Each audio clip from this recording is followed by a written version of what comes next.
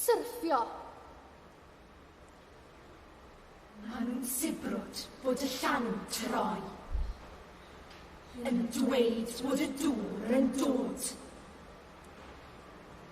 Gwylad yr hyferthwy'n chwythu o'r gorwel, gan wybod y cawn i gyd ein sgubon i sgil. Mae rhain gweddio am atal y llif, ac eraill am godi protest i atal disgyrchiad a thynfar lleiad, a newid cyfeiriad y gwynt. Ninnau,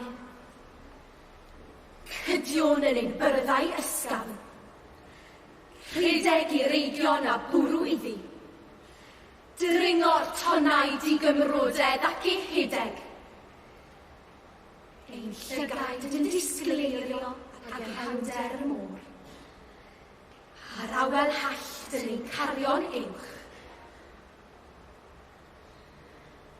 Ac os bydd tasgu'r dŵr yn llosgu, a mybwyr gwynt yn ein taflu at ddibyn trychineb,